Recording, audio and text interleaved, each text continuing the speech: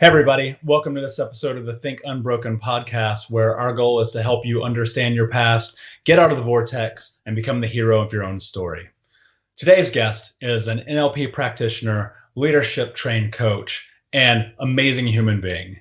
Ladies and gentlemen, Nathan Simmonds. Nathan, my friend, thank you so much for coming on the show today. Thank you. I was getting so excited. I just wanted to say thank you even for that introduction. Thank you for inviting me here. Thank you for creating this space. Thank you for Unbroken, and I just appreciate you. Thank you, Michael. Yeah, man, absolutely. So I just want to kind of jump into it immediately. I see your bookshelf right there, and this is going to be the first question I ask you. Why? Why do you do what you do right now, Nathan? So a little bit of background. You help lead people to, for lack of a better term, greatness. You help people change their mindset, step into owning who they are in the business world. And I imagine that relates into their personal life a lot as well. So why? Why do you do what you do?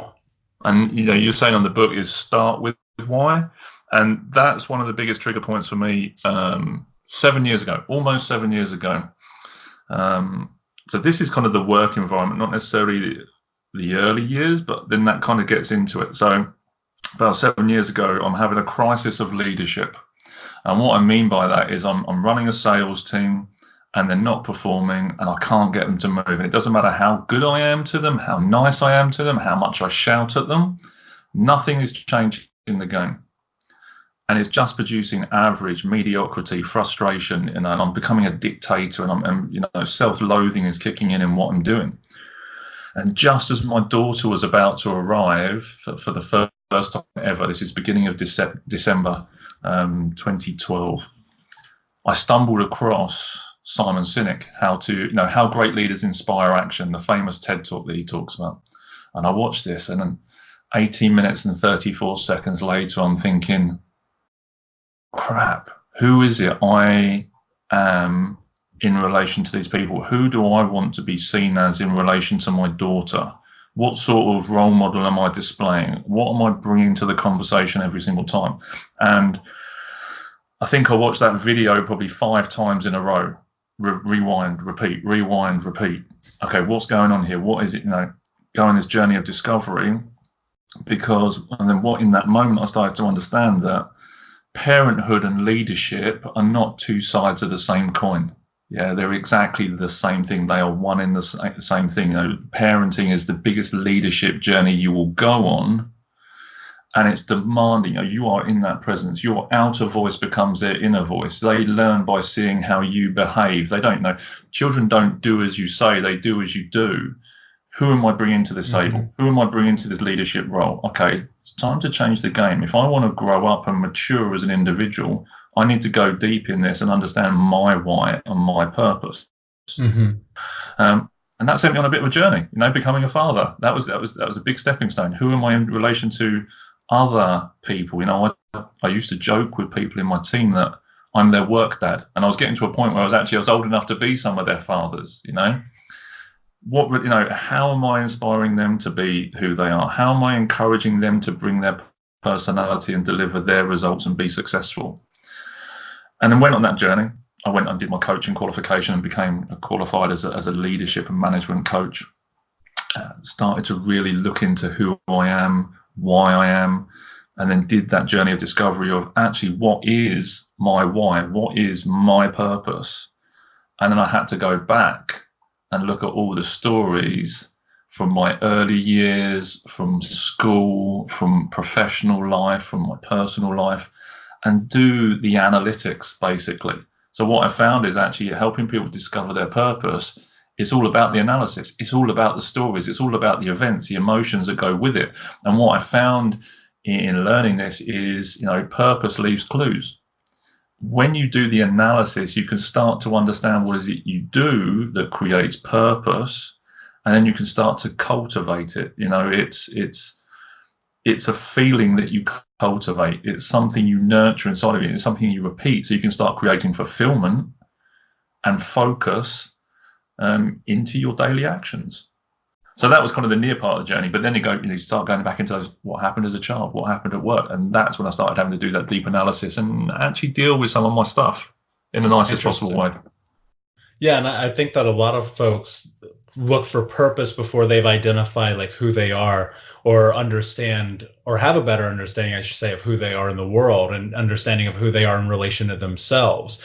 I found even in my own journeys, I'm constantly going back and forth through an identity crisis until the point that I come to realize, oh no, this is actually who I am. And this happened, 6-7 years ago now. So what was your journey like when you're stepping back into understanding? You mentioned, some childhood things from teen years, things like what was that journey like? What were you discovering that led you to purpose? So I think it was like you say, it's that near part of the journey here, and then going back. And you talk about, okay, you find your purpose, you find yourself as an individual. And I think it's finding out, it becomes like a feedback loop. I find out a bit more about myself and understand what my purpose is. Therefore, I go and do it. And then by doing it and creating an experience, you then start to understand yourself a bit more, and then you go back into it. So it's this constant kind of self-perpetuating cycle that gets you to intensify who you are as an individual on a daily basis every single time. That clarity and create certainty of action. Who am I when I'm at my best? What am I bringing, and how do I manifest that constantly? So that was the feedback loop that kind of sparked the thought in me. What I went back in doing, in going back through the stories, you look at your purpose and you start to see the behaviors.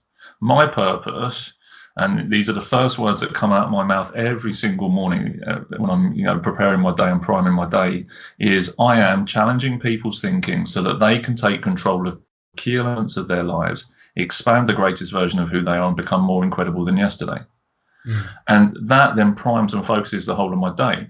But having gone back through the analytics and the stories and the events and the behaviors, as a child, some of the earliest conversations I remember with my mum, pulling stupid faces, be pulling faces, sticking your tongue out. And my mum would say to me, if the wind changes, your face will stay like that. Yeah. I always remember this. So what I would do even as a child is I would sit there for hours, pulling my face out, waiting for the wind to change just to prove a point and say it's not, So by doing the analysis, you go back, oh, I get why this behavior links in. I get why this is important. Oh, I get why this, means something to me. Okay, how do I then, embody that consciously and congruently? But you talk about the stories. Some of the stuff that came up in those stories was bullying, teenage bullying at school. Was being hospitalized at 9 years old. I was one of the first people in our hospital to be diagnosed with Crohn's disease, and I have some very different understandings and philosophies around Crohn's as it is now with my education about it. But being going to school, like secondary school, high school for you guys, how traumatic I found that experience and why that led to the bullying, how that manifested in later life, with workplace bullying, professional bullying, and feeling stuck in those moments. And going into that victim mindset of those experiences, even at a young age, and holding on to them because I didn't understand who I was at a heart and head level, and how to, what's the word I'm looking for? Process them and integrate them, and then, be able to articulate them. Because I didn't understand that, I had to internalize them. And then, later in life, when we'll go into a bit more in depth in some of those events, I found out that hurt people hurt people. You don't know what to do with it. You'll give it, you have to learn to give from your overflow, but that's also in the same with your pain as much as it is with your love. Yeah. If you have so much pain, you don't know what to do with it, it spills over and it hits other people. And then they're hard lessons to learn. Tough. Yeah, definitely. And to take you back, I'm curious about something. When you found out you had Crohn's, and that is such a young age to be diagnosed with something that is, for many, many people around the world, such a debilitating disease. Yes. For myself, I've gone through a battle of my own gut health issues. At one point, being diagnosed with Crohn's, being diagnosed with a few other things, and coming back and finding like maybe it's stress, maybe it's growing up in a cortisol state, maybe it's all these different things, and constantly seeking more information about these things. So going back, first off, man, I totally relate. It's an awful thing and it really impacts your life in such a negative way. Is that what sparked the bullying for you when you were young, to go from that? Or was it that in addition to other things? Where did it come from? So the bullying for me, and definitely need to talk about the Crohn's. That's one thing I didn't know about you, Michael. We're definitely going to have a conversation about that today. Absolutely. So the bullying piece for me is I have always been the odd kid. I've been, the kind of the outsider. I would be friends with everybody. I'm 6'6". At school, I was probably 2 foot taller than everybody else. Everyone looked at me for different reasons. Oh, he's the big kid. He must be the tough one, and all this. What I found is I made the transition from kind of the primary school environment up into the secondary school environment. So this is kind of 10 years old for us to move up into this space. The way that I say it, I learn through seeing and doing. I'm very physically active, and that's how I get and take on learning. When I went into that high school environment, it's very much you're learning through hearing and repetition, and that broke me. And I felt like Einstein's proverbial fish, being measured against its ability to climb a tree. I felt like an idiot. I didn't fit in. I also had my brother as a role model. So my brother was the toughest kid in school. So I felt I also had to live up to this expectation as well. My brother got expelled from school, so in American language, for fighting with the principal. He wasn't just fighting with other kids. He went and fought the headmaster. That's some next level stuff right there. Yeah. Totally. So I had to live up to this. I felt I had to live up to this expectation. I had to be tough. I had to be like this. But I was still kind of this, oddity. Didn't feel right. School system didn't work with me. Something wasn't gelling right. I'd been sick at the beginning of it, so I don't think I was the strongest child alive. At that point in time. And then one day, as I'm walking home, I can see a group of boys walking the other way, 4, maybe 5 of them, walking towards me, coming from a different school. Something didn't feel right. And I must have been about 14 at this time, maybe 13, 14. And the first day it was kind of verbal abuse, and that escalated. And over a period of time, that became spitting. And then it became physical harassment and physical abuse. Because my brother was the toughest kid in school, and wrong perception. I felt it. It wasn't necessarily real, but my perception of it was real. There's my father. He at the time was a police officer, and I felt I couldn't tell either of them because it would demasculate me as a young man growing up. So I didn't tell anybody. I couldn't tell my friends because I was supposed to be the toughest boy in my year, or one of them. I couldn't tell my brother because of that perceived expectation. So I would walk the long way home, do a massive loop and come back on my house. I even did it one day, and somehow those boys, they walked the other way, and they actually bumped into me trying to run away from them. So I ended up having to go even further out. So it's like, I can't even get away from this, no matter what I do. That. And it's still coming to meet me. So what I know now is you cannot run away from things. What you're doing is, you'll spend your time being scared of the questions, but you're not actually. What it is you're scared of the answers, and you need to learn to face into those answers and live it and breathe it. But instead, what I would do is I would go even further out of my way, and I would run that 20 minutes home so that I would still arrive at the same time as I would do normally, so no one would question me as to why I was getting home so late. That's incredible to me, because I have a very similar story in my 5th year of school, doing the same thing, where I would go the long way home from school because this group of kids would jump me. I mean, in 4th, 5th grade, I was still a small guy. Now I'm 6'5" almost. Like I'm a big dude, but most boys grow into adolescence very slow, and I did the same. So I resonate with that in a really intense way. So we talk about like going back and thinking and identifying those things. So now that these things are happening, you are in a position where, like, where do I turn to? And being one of the biggest things I think that boys of that age face, and I'll speak for myself here, is that we feel emasculated, and you say, okay, well, great, this is happening to me. I don't feel very manly, but I don't have a man to turn to. And so then now you're stuck in this negative perception of yourself. What did that look like as you're going through the second parts of your education, through graduating and what going through the second term of school? Yeah, so being bullied, I was already having some, it's around about 13, if I'm trying to conceptualize the time scales on this. I'm then starting to grow up. So my health is improving. My size, I'm shooting up at this point. I've got a lot of pent up anger and rage. So, I'm then starting to get a name for myself for the guy with the temper problem and the one who snaps. And there was some, considerably violent acts that I measured out on people as a result of this, with this pent up energy. I then become the bully. So I've now then started to see this from the other. Okay, this is how the hierarchy works. This is how the pecking order works. If you want to stay on top of the pile and not have other people peck you, you need to get a name for yourself. You need to get the reputation. And I became the bully. And this is where I didn't learn this in later. I said earlier, hurt people hurt people. I now, from 41 years of age, look back at my younger self and I see with compassion the boy that was the victim. And I also see with compassion the boy that became the persecutor as well, which is just the hurt victim, So I start doing damage to other people. School starts to fail me. I start to smoke marijuana. I've got, as an older man, I now see that actually there is a place in plant medicine and philosophy, etc., for that. But when you're using any sort of self-medication to cover up a problem, put a lid on it, or to not deal with it, you're using it as an escape route.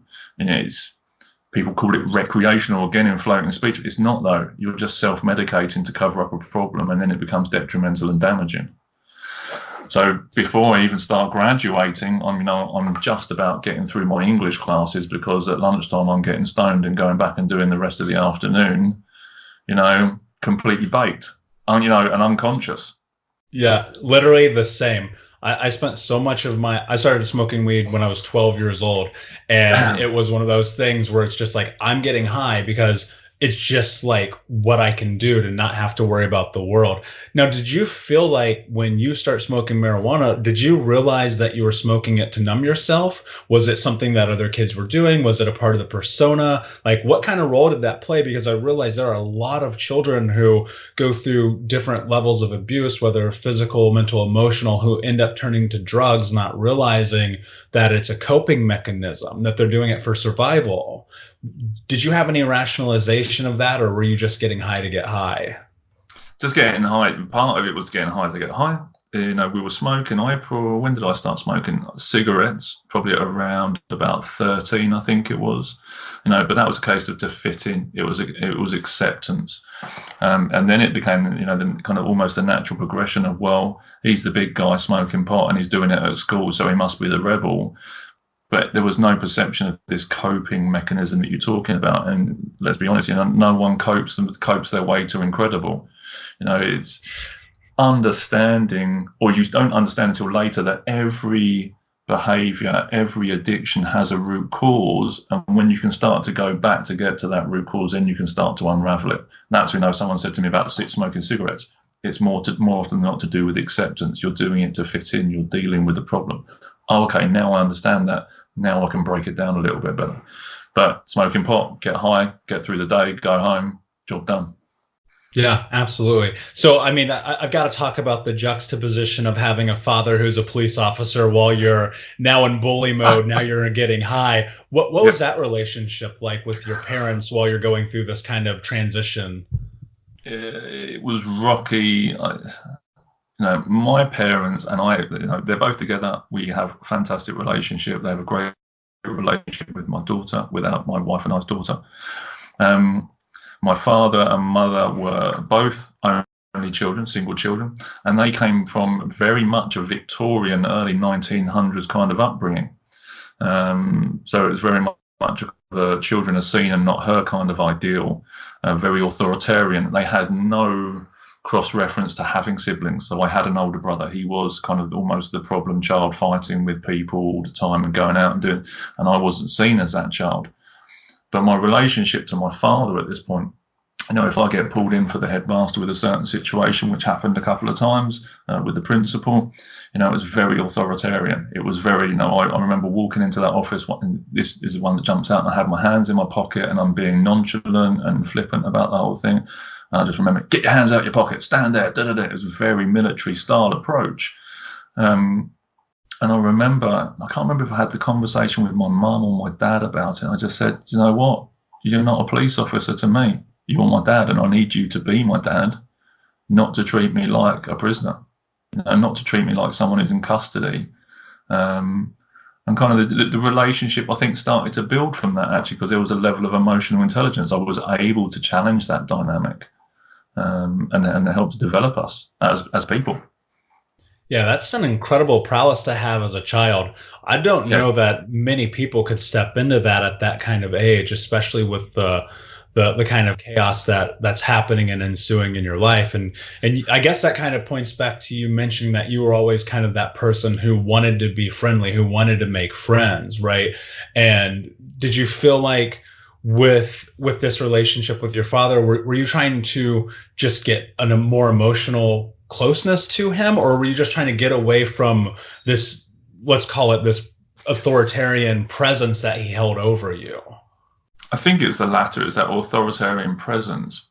What I've found in my life, though, is I have quite a high tolerance to pain and problem.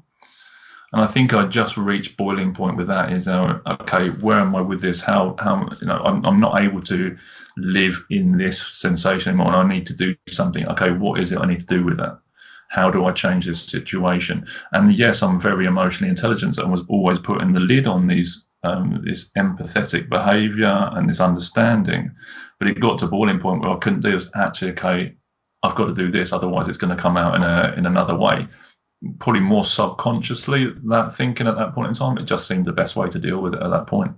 Yeah, interesting. Yeah, that's a great point. And I think that for most, I'm going to speak for myself, where I come from, being in a similar situation as you, like boys of that age, like to be emotional is unheard of. And so like, I mean, man, that's incredible. Like, I'm like super stoked for you for being able to do that. I think to myself, like, damn, I wish I had that power.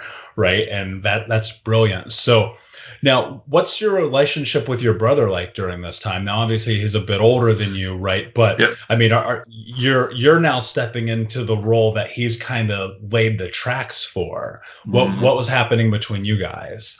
He was still very rebellious, and he wanted to do rebellious things. I was always looking to, again, borrow his clothes. They weren't being stolen, but I wanted, he was the fashionable kid. He was into hip hop, kind of the rebellious hip hop scene at this point in time. So we're talking Public Enemy, Fear of a Black Planet. You're talking NWA, Straight Outta Compton when this was being first released. Yeah.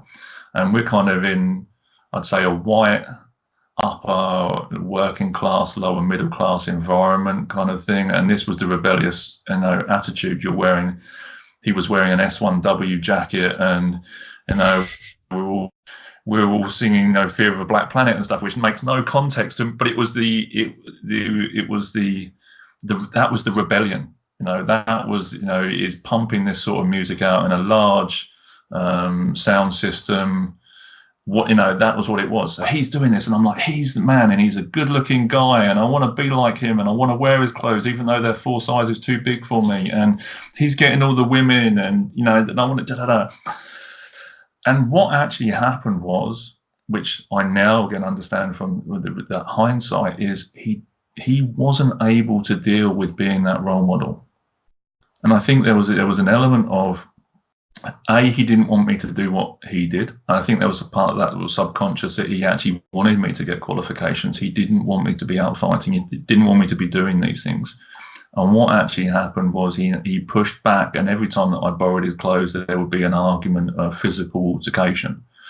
And I remember walking in, and I borrowed a tracksuit top or whatever. It was a beautiful kind of orangey yellow Adidas top with a stripe. It was the coolest top. No one else had it. It was, it was unique at the time.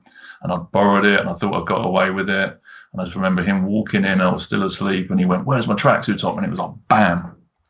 split eyebrow, blood pouring out my face at this point in time, done. And honestly, I don't think our relationship ever recovered from that.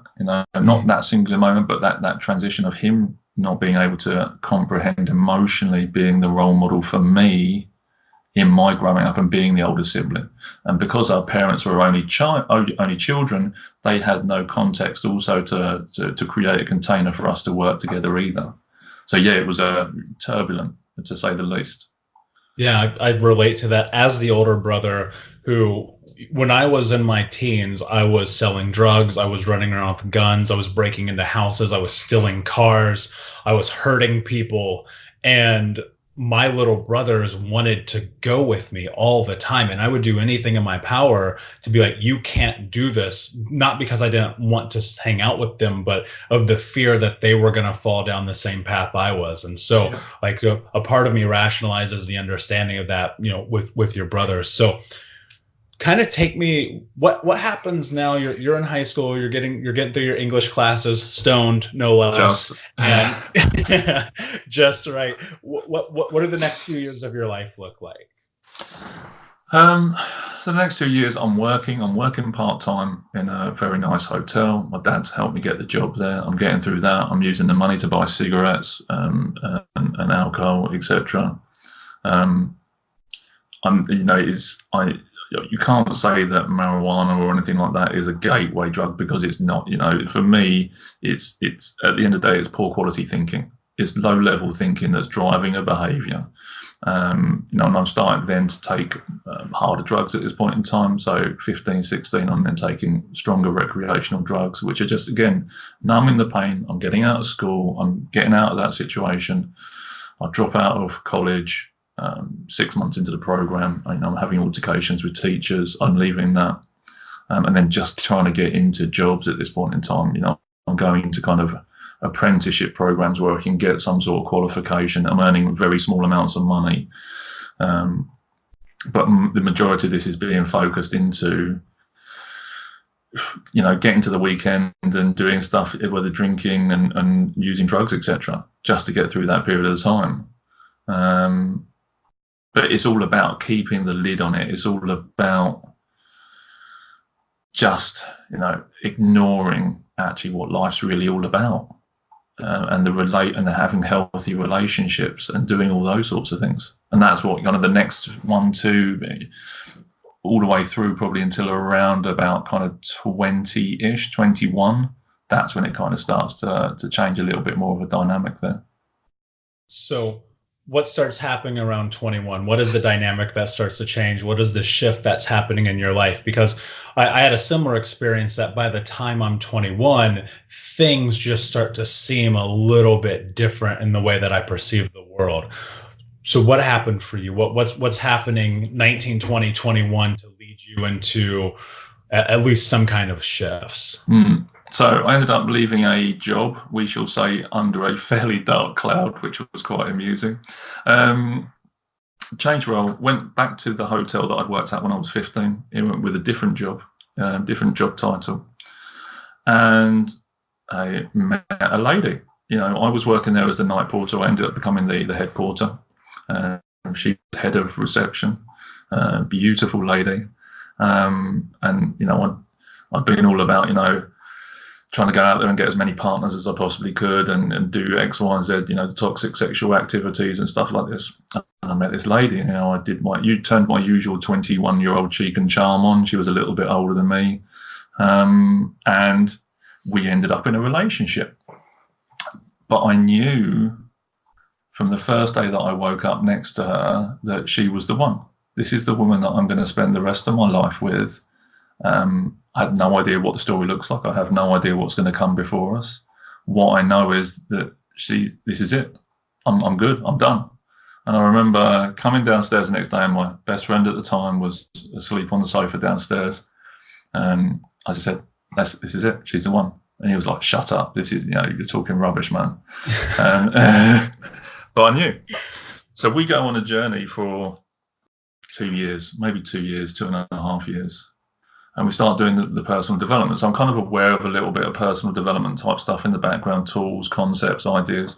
And we start going on the journey. We start getting some counselling, looking at stuff, looking at different concepts and tools, transactional analysis, psychoanalysis, different elements, ego states and stuff like this, starting to drop some of these ideas in. We're still very young, still early 20s, and we buy our tickets around the world together. So we're going to go travelling together. Southeast Asia, 3 months, and then Australia, maybe New Zealand, and then come back. Big thing, you know. Was it something ridiculous like only 7% of all people that say they're going to go travelling actually go travelling, because it is such a, you know, a life-shifting moment. Well, so we got our tickets together. This is it, you know. This is the woman I'm going to marry. We're going to have this experience together. Phenomenal.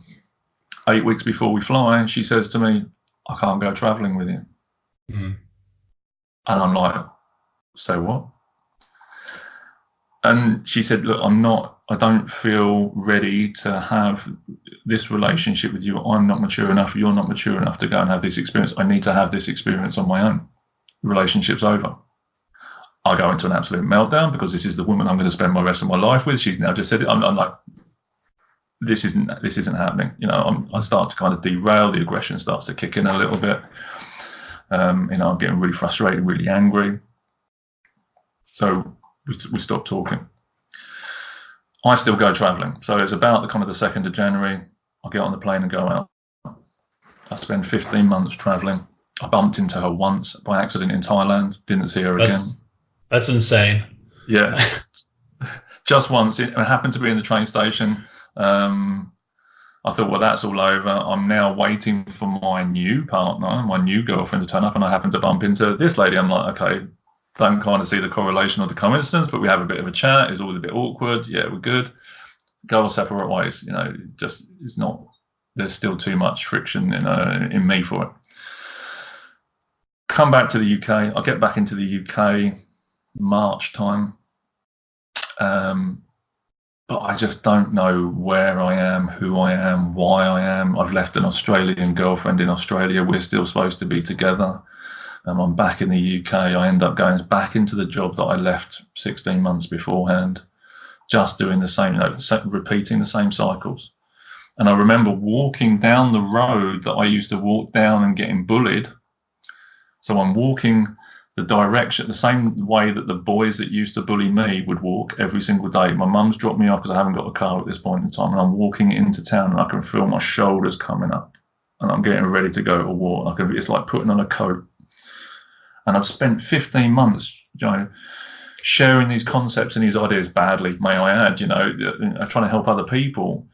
All of a sudden to come back 15 months later and just put the same jacket on that I was wearing 16 months beforehand, with the same anger and the same problems and the same persona that came with that hometown, that I tempted not to be. So that level of consciousness is starting to kind of drop away. So, you know, the vibration drops right down.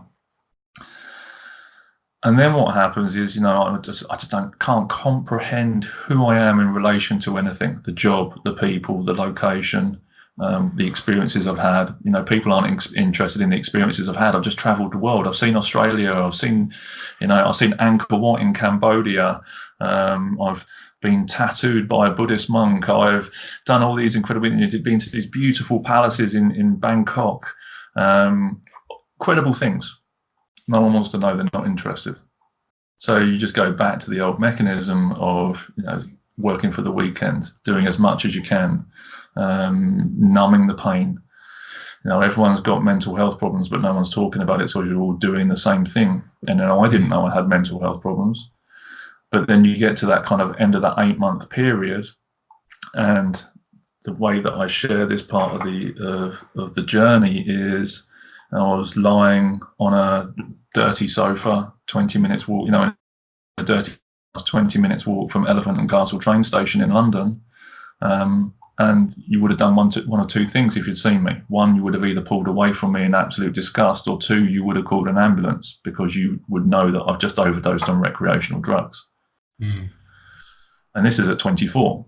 So at 24 years old, I've taken a large quantity of MDMA, ecstasy, and cocaine, enough to probably kill the average person. The only reason I got away with it It was because of my level of physical tolerance to what we'd been building up on over a course of time. So at that point, I'm standing on the kind of the metaphorical edge of the precipice with a serious decision to make. I survived because of that tolerance level. I'm an emotional wreck. Mentally, I'm absolutely ruined. Physically, I'm a mess. It took me several years to recover physically from certain muscle spasms that went with that. And then through that kind of coming out of that process, like I say, I have to go to quite a high level of pain at this point in my life to understand what's going to break me. I'm standing on the edge of the precipice and I've got to make a decision. I know I have a purpose. I know there is something else in me that is needing to come out. I don't know what it is. I don't know how to articulate it. I love this. And I'm going to tap into this with you, and I want to go deep with you on this moment. But before I do that, I want to go into something really, really important, because there are so many people who are listening to this right now who are in this place where they are just slowly stepping into that tolerance of drug more and more. And it could be alcohol, it could be sex, it could be self-harm, it could be any of these modalities. What was going through your mind leading up to that breakdown? Because I have a theory that until you hit rock bottom, you can't change. And I'm hoping I can get to the point that someone can prove me wrong. But what is happening in your mind leading up to what we're going to call this rock bottom moment? So leading up to this moment is, and I agree with you on those things also, and I want to speak into that for a second. Those drugs, toxic behaviors, is the way I heard about addiction is, if it's impacting your daily life and your ability to function as a human being, is a problem. And that includes overworking. So if you're going and doing more hours than you need to be doing a job, you're overworking, you're running away from something. If you're drinking too much coffee, if you're having a drink at lunchtime, whatever, those are kind of symptoms. If you're on social media more often than not, if you're sitting on a toilet scrolling through Facebook just to get away from your day job, there's something going on here that you need to address. And that's important. And even that socially accepted stuff is not okay. Going back to what you're saying about the mindset piece, as I was going into it, we were getting to a point where I was emotionally intimidated and scared about going out with my friends, because I knew the quantity of stuff that we were doing was dangerous. It was frightening. I would spend the whole day nervous, deliberating, thinking about, actually, do I want to go and do this? Okay, what's going on? And then just kind of going to that fear place. And it's the same logic. When you understand the thing that scares you, it's the thing. That's the thing you need to face into. That's the thing you need to work with. When we are setting big goals, audacious, huge, monumental, legacy-orientated goals, there's going to be doubt, uncertainty, and fear. And it's that doubt, uncertainty, and fear that's telling you you're going in the right direction. You need to work into that and go and face into those answers. And it's the same in this moment. That fear was coming out. Actually, what's the thing I'm fearing here? Actually owning up and taking responsibility for who I am in this given moment to say, no, this isn't okay for me, for you, for anyone. That's the thing I was scared of, was actually standing up and going, the same as I did with my father when I said, actually, I need you to treat me as your son, not as someone in custody. No, when dealing with those boys being those bullies, did I stand up to it? Even if it got my nose broken, did I stand up to those boys? No, I didn't even attempt to stop them. So that was the mindset leading up to it. As I'm coming out of it, I break. I literally break. I'm lying on a sofa with what looks like, my hands all pulled up. I can't control my muscles. My face is a mess. My jaw is kind of juxtaposed to my face, and I'm a mess. About a week later, I'm driving home after work. Mentally, I'm so low. And I have to stop, and I'm crying on the kind of the hard shoulder of the road on the way home. I speak to my counsellor. I've hit rock bottom. I haven't spoken to her for a long time. I said, look, I'm in crisis. I'm on the phone to her. The first 45 minutes is me just crying down the phone at her. No words, just me sobbing. And my friends, I've got no conversation like this going with my friends. And then all of a sudden, I then find out my so-called best friend is jumping into bed with my then girlfriend without me knowing. You know, I'm having and I think this is happening. Well, my other friend is supposed to be doing this, and I'm talking to this guy over here and saying, look, this isn't okay, and I'm making idle threats of violence towards the other one. If he thinks this is okay, this is what's going to happen. But it actually turns out the one I'm talking to is jumping into bed with the so-called girlfriend, and he's also telling the other friend that this guy's been making threats against you. So I'm like, and I then start to find this out, and all this stuff starts to kind of drip feed into my consciousness. I'm like, hold on, these are my best friends. Like, what is actually happening here? Now, I've gone through this dynamic. I'm telling you, I think I've told one of them how much, mental anguish I'm going through at this point in time, just to have that kind of, thrown back in my face. I was just like, this is just wrong. I'm walking around catatonic. I'm asleep awake. And I'm walking around, awake asleep or whatever it is, is the right analogy. And my action and behavior is catabolic, is causing me damage, and it's causing other people damage. And actually, as a result of that, it's getting catastrophic. It's going to be me falling apart, dying, someone else getting it, whatever. This isn't okay. So at that point, I sever all ties. You're not in my life. I'm not able to speak to you. You want to be with this person, that's absolutely fine. You go and do that. I'm not going to be around to have this relationship, because actually we were in a relationship and I'm not able to have this conversation. So I'm done. I cut everything off at the root. And I'm doing the drugs. So I've gone through a period of 6 to 8 months of addiction, or I say addictive, abusive behaviors. I've got to the end of that point and I've just said, this isn't okay. And literally something in my brain just switched and I stopped. I several times. I got to ask you this though. How old are you when this is happening? 24, about 24. Okay. I believe that in order to elicit change in your life, you have to, I think 2 things have to happen. And this is based on my own experience, and it sounds like yours as well. One, if you are in that place, if you're in this dark place, if you're using, if you are hurting yourself, if you are not facing your fears and the truths about yourself, I think that first you have to hit rock bottom. Because people, when I was heavy into drugs and alcohol and sex addiction, no one ever said, hey man, you might want to reconsider this. And if they did, I would say, I'm totally fine. Don't you worry about me. And until I hit that rock bottom of having 5 panic attacks a day and just looking at my life being a disaster, nothing changed. But the catalyst for that change didn't come until the moment that I decided to become accountable for myself. And you mentioned that a moment ago. I think that those 2 things are vehemently important. I hope that most people don't ever have to reach rock bottom, because it's a fucking gross, disgusting, dark place. But accountability is paramount. What started happening now, 24, 25, 26 years old, where you're stepping into accountability for yourself, where you are holding yourself to a higher standard, where you stop making excuses and you say, okay, you know what, I'm going to fix my life. This is on me. What does that look like? So I've done a few years of personal development, never really taken it in at an identity level. Most of it's at an intellectual level. I sever all the ties. We go through kind of this breakdown over here.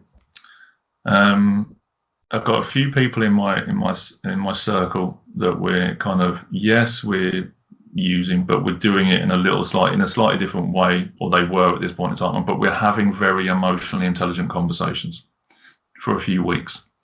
They're like, okay, so we hear this is how you doing. They're checking in with me. We're good. I've stopped doing all the other stuff at this point in time.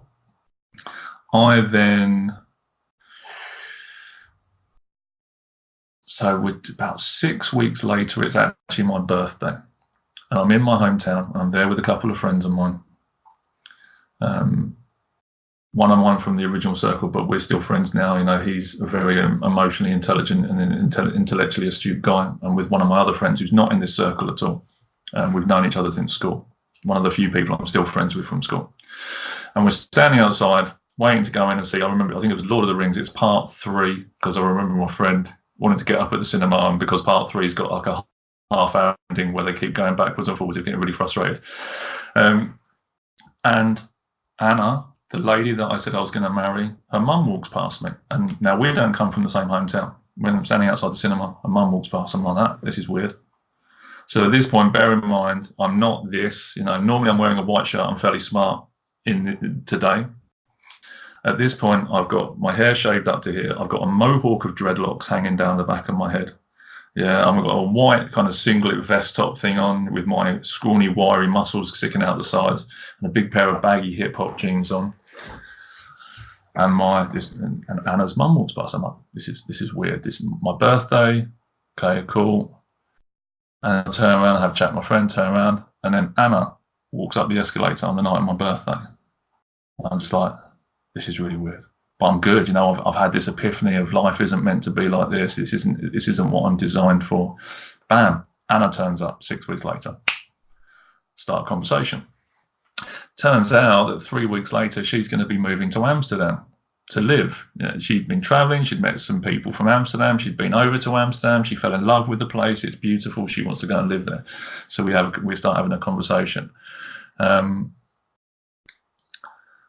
At this point, then our relationship starts to fire up again. There's some conversations and communications going backwards and forwards. You know, the passion's definitely firing back up. We're two very different people. And within, when did I move out? She then moves out to Amsterdam at the beginning of January. I fly out a couple of times and we spend a few weekends together in Amsterdam. Relationships definitely firing back up again. September, I move out to Amsterdam. So I ended up living in Amsterdam for 4 months with Anna. And there was some, again, revelations in there of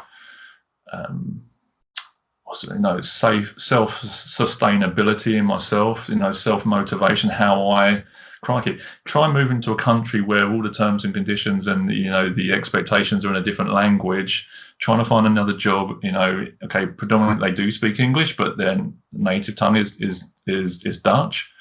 How you interact in that space while going to a new place, going back down kind of the hierarchical corporate ladder and starting at the beginning again, trying to find a place with little to no money in a different country, that pushes a lot of buttons and challenges. And that, stretched our relationship. But we did it, we made things happen. I found a job, I built myself back up. We are working as individuals, we're finding ourselves together in an apartment, as I didn't have a place to live when I decided to move over. Again, experiencing each other, learning about the relationship, learning about diet, learning about physical health and well-being, because we've got a better environment in order to choose our own, to make wiser food choices, and develop ourselves in our careers at this point in time. So that was kind of the turning point. The biggest turning point was bumping into her and then rekindling that relationship and then growing it in a completely new environment in such a lovely place like Amsterdam. That's amazing. And I mean, talk about the question is always, is there free will? Is fate a thing? Blah, blah, blah. I mean, you have to admit that's pretty incredible while also simultaneously crazy. Yep.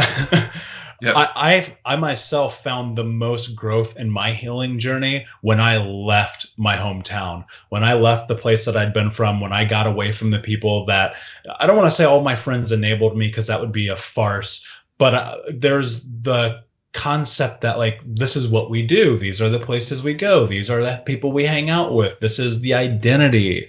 There is a sense of enabling in that. And I found that when I forced myself to go to a place where I knew no one and I had to start over from scratch, I found the most growth. Now, I realize not everyone has the ability to do that. And I love that you had to kind of bootstrap yourself through it. So you're talking about health, you're talking about mental, physical, emotional, all of these aspects of health. What are the palatable things? Like, what if someone's listening to this right now, share what are the actual things that you are doing to impact your life, to create the change? What does the day-to-day life look like for Nathan as he is in the healing journey?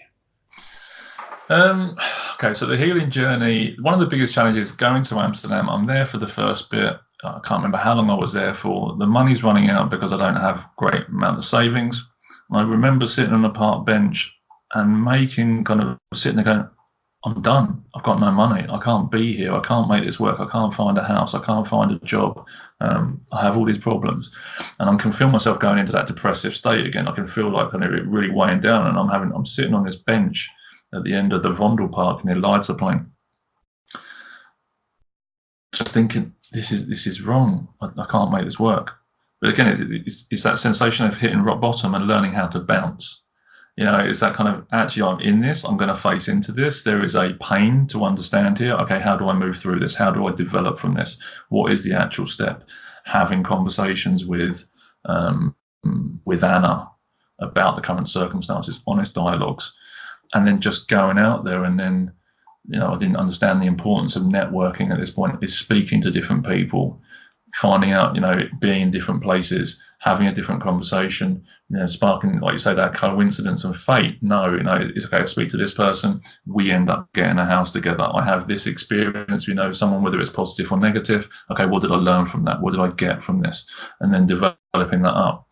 And this is where I really start to cut my teeth and start to get a real understanding of contact center environments, call centers. And is being in Amsterdam, there are a lot of contacts. There are a lot of different, for UK-based businesses at this point in time. Going and doing, working in market research contact centers. So I'm really bottom of the run, kind of in the work dynamic at this point in time.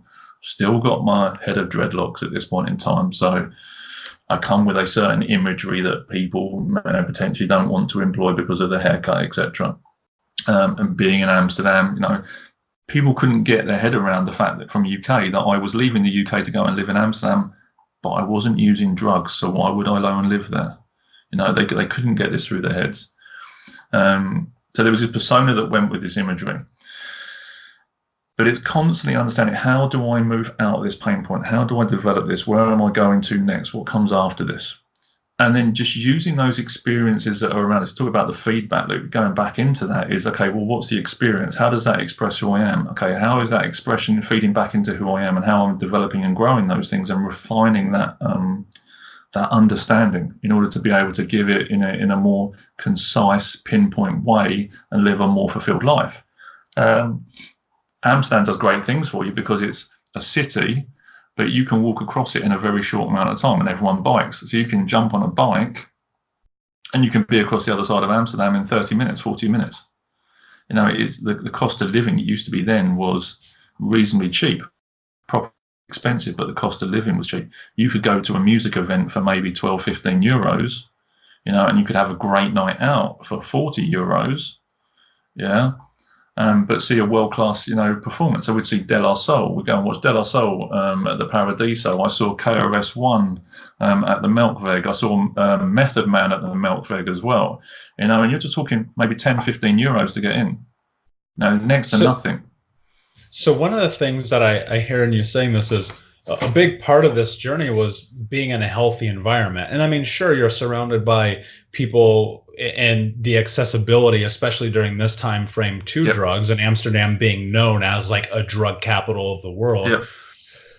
Most people, and I don't think this is a general statement, I think this is a very fair statement. Most people cannot just go, okay, snap their mind, I quit drugs, I'm moving forward with my Yep. life. Yep. What kind of challenges did you face? And I do want to move forward. I want to talk about how you get in NLP, how you get into coaching and things of this nature. Yeah. But I think this is a really important question.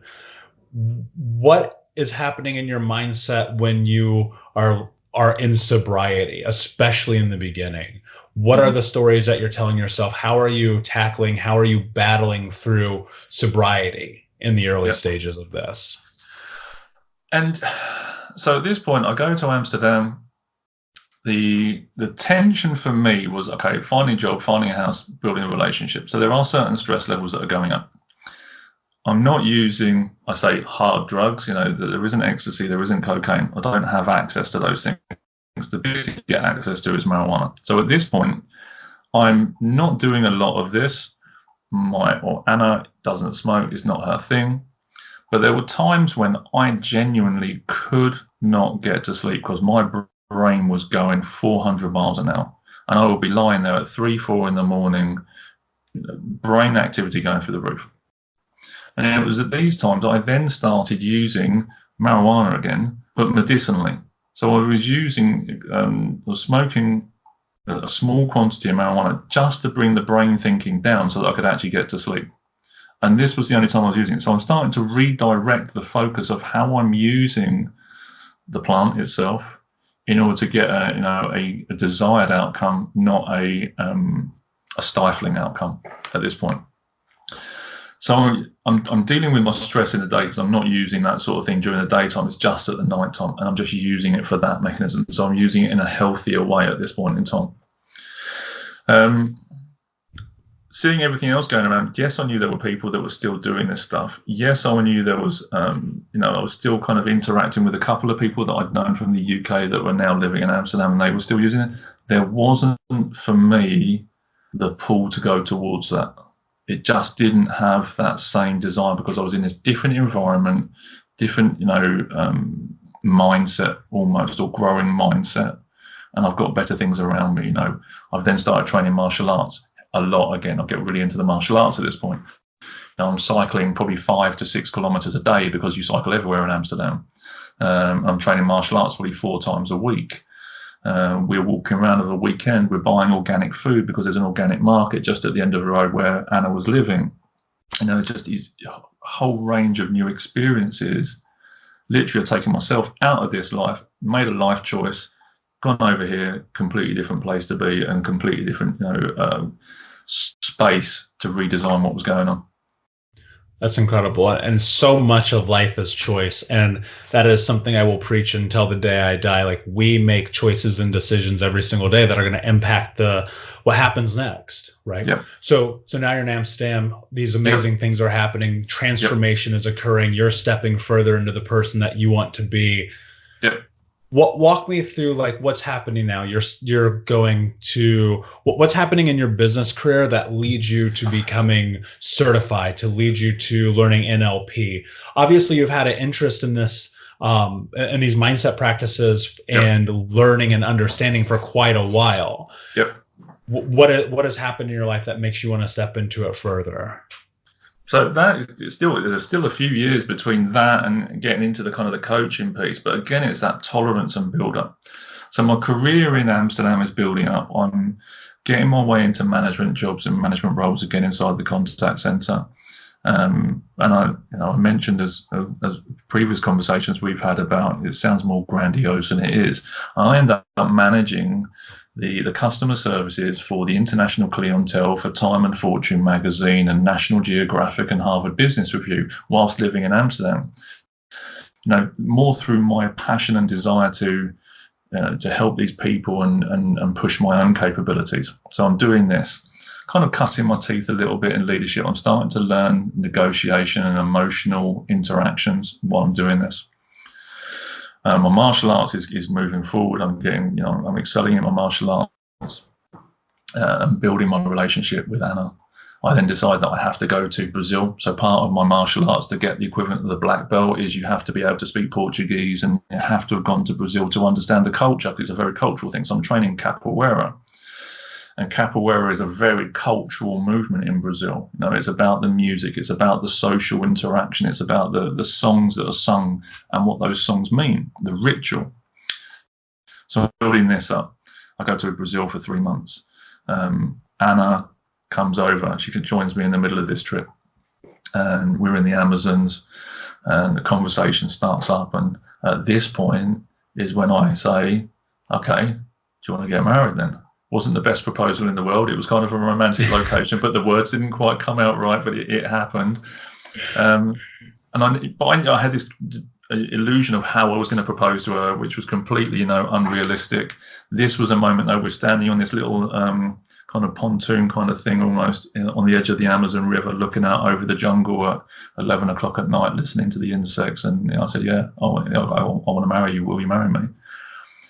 So we said, yes. But to do that, we want to come back to the UK, buy a house, get set up, have a family and be nearer our family so that they can have a relationship with our children when they arrive. So finally, we get to the point of the journey where, when the day that I woke up next to this woman, I said, she's going to be my wife. And I'm now finally down the road and I'm actually asking her to marry me. So that happens. We come back to the UK. And I have I've done these incredible jobs. I've worked for Time and Fortune magazine. I run the customer services for Harvard Business Review. Not many people get to say that, yeah? I didn't understand actually how big a deal that was. I had no self-worth about my career. or who I was bringing to my job. So kind of, it's just a job, just do whatever, jack of all trades, master of none type of thing. I end up going, can't get a job, can't find the right job, don't know what I'm looking for, don't know how to sell myself, don't know how to find the right thing. End up going back into kind of the bottom of the run. I think, I've got to come back to the UK. I've got to start at the bottom again, rather than coming in at some sort of comparable level in another company. Build myself back up again, build myself up to be a bank manager. Find out that it's so much about the numbers. It's just horrendous. Zero person related conversations, people-centric conversations. It's all about numbers. It's all about the sales, all about the performance. If you're not performing, get out, bam. Leave there. This isn't the right thing for me. Go into another finance organization that are looking for people to grow people. They're looking for people conversations. I was employed because they didn't want me to learn this computer system, because they need to not get lost in that and focus on the individuals with the coaching skills that I've already got. So Anna, she's already taught me a bit about the grow coaching model. She's already taught me a little bit about the feedback models and the idea. She sparked the seeds as we were in Amsterdam, and coming out of that through her development. As she was managing the frequent flyer program and customer services for KLM, even as an English native, she was doing this. So she's teaching me some of these leadership skills, and I'm taking that into the company that I was working for. So I've got some of these things. I come to this new job, still contact center environment. Okay, how to do this, how to structure a conversation. They hadn't experienced this stuff before. All of a sudden, there's some changes in leadership over here. So I haven't learned how to deal with serious change at this point in time. I haven't worked with huge numbers of different leaders, or leaders that I enjoy working with or don't enjoy working with. I've just seen bits and bobs. Huge restructure of the leadership here. Now I'm not kind of working in an environment I'm not happy about, because actually it's starting to become more about the numbers and less about the people. What I was employed to do is now changing, and I'm not changing with it. I'm resisting it. I'm putting more, kicking back on certain things. I'm getting more frustrated, agitated. The dialogue between me and my then leaders is becoming more fractious and problematic, because I can't see what they can see, and they can't see what I can see, and the conversations aren't joining up. So I'm going back into this negative spiral of frustration and anger. And there's a couple of altercations that happen in there. Problem relationships. Where they're attempting to potentially take me to HR and bring cases about. Because there is a complete mismatch in them, me, organisation. The ethics aren't fitting, and this, I now know, is a clear indication that you're in the wrong pond if you're having to swim against the current the whole time. And I now help people to see that. I didn't know at the time, because I was always force. I was always push constantly. I'm right, you're wrong. And you know what? I have a lot of great ideas, but the moment you position yourself as right in a conversation, you automatically make the other person wrong. By physics, basic Newtonian physics. If I position something against something, it has to have an opposing force, rather than using the emotional negotiation, and having that conversation, find out the other person's viewpoint. Seek first to understand before making yourself understood, as Stephen R. Covey said. I didn't do any of these things. So I will constantly go in, full hammer, you're an idiot. I think you're an idiot, therefore I treat you like an idiot. I will then resist everything you're saying to me because you're an idiot. That doesn't work in a relationship. In business, out of business, at home. Didn't know this. But I'm still working from a place of hurt. From the bullying, I'm the bully, I'm in charge. You're trying to push me. No. You don't get to push me, because I'm in control of this situation, whether you're my boss, whether you're the director. No. That's not the way to build a professional relationship with an individual. Didn't know this. So I'm still working from this 13, 14-year-old self internally in my professional life. Detrimentally. I go through these events and I see the challenges, and I start to understand that I think it's potentially, where are we? 2014. So I see 2012, I see the Simon Sinek video, How Great Leaders Inspire Action. I get the understanding of leadership. I start changing the game. This is where things get really interesting because my team's underperforming. They're hitting 33% against a 40% target, and I can't get them to move. I see the video. Poppy, my daughter, arrives. By this time, Anna and I are married, so the dream has come true. It's amazing. Thank you. I think I see it's amazing every single day when I go back and think about that. A month later, I go to my team and say, look, this is what we're going to do. This is how we're going to do it. We are going to be the leading team in this department.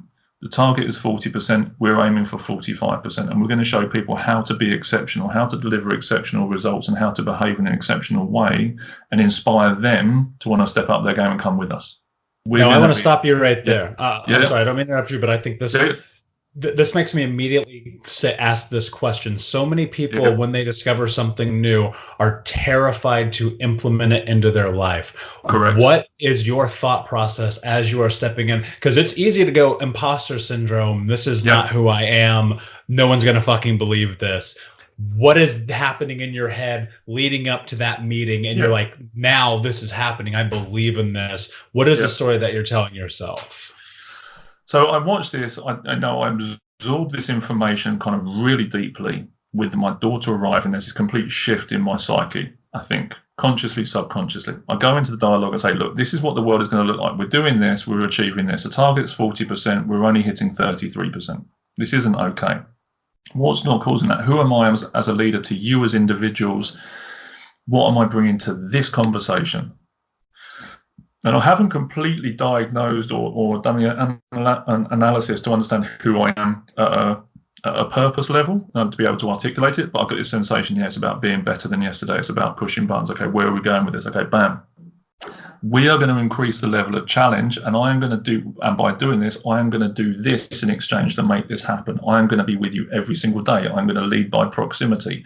They talk about the greatest fertilizer a garden can have is like a gardener's shadow. Is by being there, nurturing and taking the weeds out, adding the nutrients, creating the right environment for the plant to grow. Not micromanaging, being there and watching. More often than not, when a gardener is working in a space, we're just watching what's going on. And it's the fact that our shadow goes across that garden just means that we're in that space, giving the right energy and the right vibe.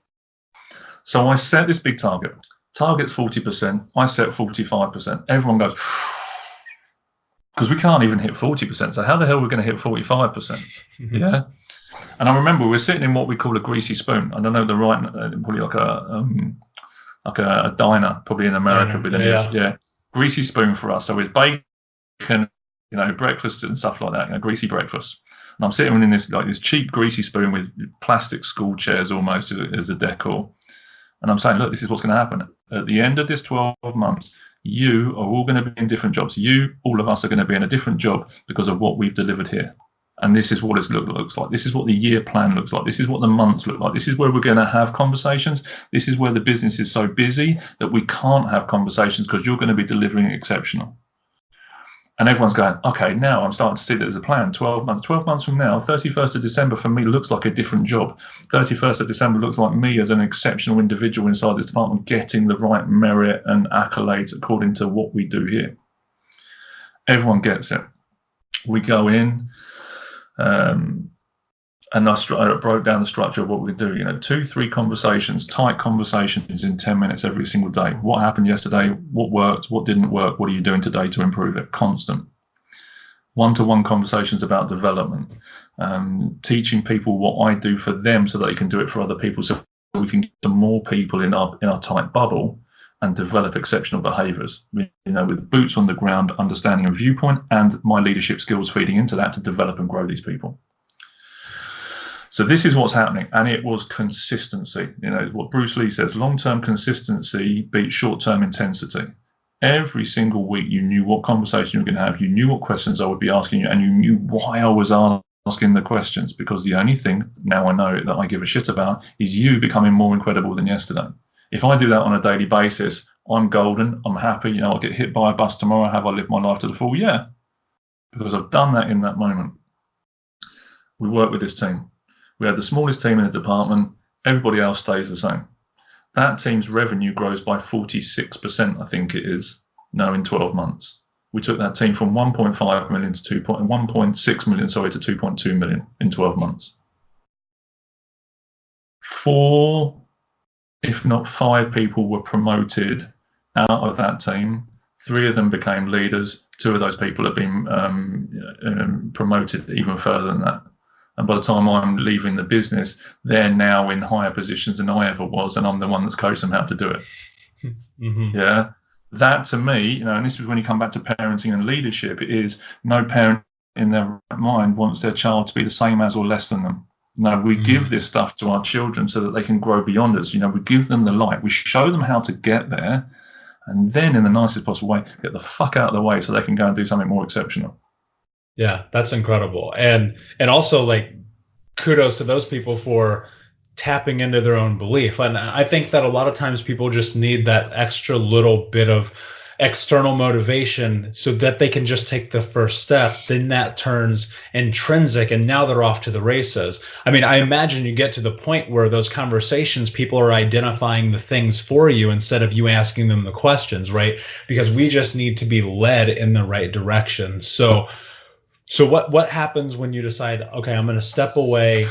And have you started to do the work at this point? Where does that identity of the past and those things start to take place now that you're moving forward? Yeah, so I can feel my energy going up and all that. I can feel myself in that place again with that kind of that rush, that sensation. So I then go and do the investigation around Simmonds. So I get on the Why University, the Why Discovery course, and I do some of the work there. I'm bouncing different ideas off different leaders and other people in my space to try and get more of a handle on my why, on my purpose, on what I'm bringing. I'm still having clashes, though, with my senior leadership team where I'm working. They still can't see what I can see. I'm delivering the best results in the business. I'm delivering above target. So we've gone from 33% on a 40% target. I've set a 45% target above everybody else in the business, and we've jumped to 42%. So it's a 9% increase in their performance because I pushed the target up 5%. Yet I am not getting any feedback or recognition for the work that I'm doing in this space, because I'm doing it in kind of a mismatch kind of way. The business, the leaders, and myself, we're still not gelling, even though I'm getting results. And it's probably in the fact that I'm getting results that I'm able to keep doing what I'm doing. The frustrations are boiling up. I'm not getting the support. I want to do something. Conversations aren't marrying up. I'm like, right, okay, there's a gap here. I'm now starting to see what the gap is. There is a lack of leadership development. There is a lack of leadership conversation. There is a lack of leadership understanding, which means that these people over here can't get these results, and they can't move themselves forward or their people forward because they don't know what I know. At this point, I'm still doing it from a little bit of ego. Yeah, there's still, I'm better than you, and I want to teach you stuff because I think you're ignorant. So I'm learning this as I'm going through this experience. Because of this frustration, this mismatch, driven by me, outer world follows inner world. Your outer world is a reflection of what you actually think and what you do inside you, and you reflect outside. So I get frustrated, I pay my money, and instead of getting the business to pay for it, I go and sign up and pay for my own coaching qualification. This is what I've learned from living in Amsterdam. I've learned from being a kid. If you want to make something happen, go and make it happen yourself. If someone can't see the world that you're going to see, your vision, they're not inside your head. They're not psychic. You need to go and get the craft and the skill and drill down into that and become the expert in that space, the expert in your internal space and the tools that you're using to bring that to life. And you have to do it yourself, because not everyone's going to turn around and give you that, that hand up. You still may be expressing yourself the wrong way. I was talking the wrong way. I wasn't expressing myself clearly enough. People couldn't see it. So why is anyone going to give me help if they can't see what I can see? Storytelling, negotiating, selling a business case, the stuff that I'm teaching people how to do, sell a product, and they're doing it phenomenally. I've forgotten that idea is still applicable to me. And I've forgotten this. I pay the money. I part with my cash because I'm frustrated with them because they can't see my world. I get the coaching qualification. It's an ILM qualification, Institute of Leadership and Management diploma. So we're talking degree level, foundation degree level content that I'm providing to this. It's 3 big essays, 100 hours of coaching that I'm doing, reflected, documented. I go in on this. I am hungry for this. The 3 essays, and this is my tutor was laughing at me, 3 essays that, they're 2,000 words each. Yeah, that's all you have to write. 2,000 words, answer these questions, and away you go. Well, essay number 1 was 27,000 words. And I scraped that back to 22,000 words because I realized that some of the stuff I'd gone off and done wasn't related. Yeah, but I enjoyed writing it so much, I did that. Essay number 2 was 18,000 words. Essay number 3 was 21,000 words. Yeah, I went in, I became the expert. I submerged myself in it, understanding, going through that experience. Why purpose is important, how people articulate their purpose. What is, how do you get to that stuff with people? How do you unearth it? Understanding the goals. Your goals are a physical representation of your purpose. Now, if you have purpose with no goals, you're going to basically lead a very painful life, a very long and painful life, because you can't physically manifest what it is you see in yourself. In order to articulate that. Some people write, some people make clay, some people are watercolor, some people are coaches, podcasters, whatever. That's your physical representation of who you are as an individual, and you need to bring that to life and share it with the world. That's your purpose and your goals. And how do those goals actually impact your children? How do they impact the world? How do they impact 7 generations after you're gone? What do people say about you 50 years after you died? Yeah, this then becomes a legacy. So I have a purpose, a clarity of who I am as an individual, what I bring. The goals are the physical representation of that throughout my life and onwards. And then the legacy is that stuff that, is the impact of you doing those things, being deliberate, on purpose, and focused on creating something for somebody else. And that's where the coaching comes in. Yeah, that's incredible. And I think that you're absolutely right. And the more I think about legacy, the more I think about purpose, the more I realize all of those things are based in the small day-to-day goals that I set for myself, because I'm thinking about 25 years from now. Like, even though I'm doing work today for today, I'm preparing myself for 25, 30, 40, 50 years from now. Absolutely. So let's give somebody who's listening right now something really palatable that they can implement into their lives right now. I'm 35 years old. My life is a disaster. I'm just now starting to go through the journey. Like, I'm at rock bottom. I've decided, you know what? Now it's time for me to be accountable for myself. I don't have any goals in my life. What are 2-3 things that people can do immediately to start creating a foundation of moving forward for goals, for purpose, for legacy? I think one of the biggest things I found out in this space, and it came out of, I'm looking at my bookshelf again, Robin Sharma, a principle that came out of The Leader That Had No Title. And reading that or listening to that book, one of the things in there, I don't remember the exact quote, there's 2 quotes in there which I'm going to share. One is kind of this: stained past does not lead to a stagnant future. Yeah, is all the things that have happened for you over however many years you have been alive are an indication of what you're actually designed to do. There is something in each of those moments that you contributed to, that you did at a base level. We do not, in a crisis situation, rise to the expectation. We fall back to the level of training. Yeah, I don't know who quoted that. It's not my quote. I wish it was. It's not, so I can't take credit for it. When we do the analysis on those past stories, what was the event? The bullying, becoming a bully, having Crohns, pulling stupid faces at my mum. Yeah. Getting married, becoming a father, seeing those people in my team get promoted, the conversations I have, being taken to HR, for case on these situations, the drug overdose. Yeah. Okay. You take all these events, if I shared those in the catastrophic ones, those poor events, someone would say, "God, that's a horrendous life." But then you marry that out with these incredible things. We're going to Australia, traveling the world, seeing temples, doing this. Okay, that's a phenomenal life. But hold on, you can't have one without the other. You need to have a cross section of those things, and you need to do the analysis. So at 35 is understanding that stained past does not mean a stagnant future. It's understanding what you did there is going to get is got you to here.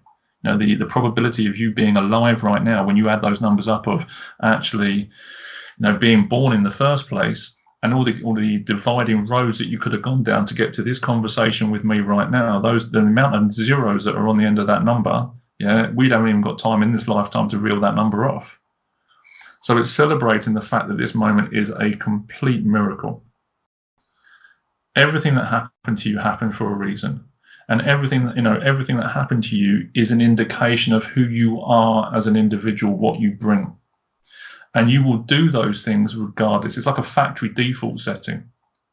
When you can press the button to do the factory default setting, you can find out who you are at a core level, at a genetic level, at your DNA. You can then understand that you can bring that to every situation. And in order to do that, it's just some headline kind of analysis. And you can go as deep as you like with this in different ways. The first thing is looking at the last 12 months. What have you done in the last 12 months that has made you truly proud? In work, out of work, doesn't matter. Yeah. And then writing that stuff down, just some titles of stories or headlines. What did you do that made you proud?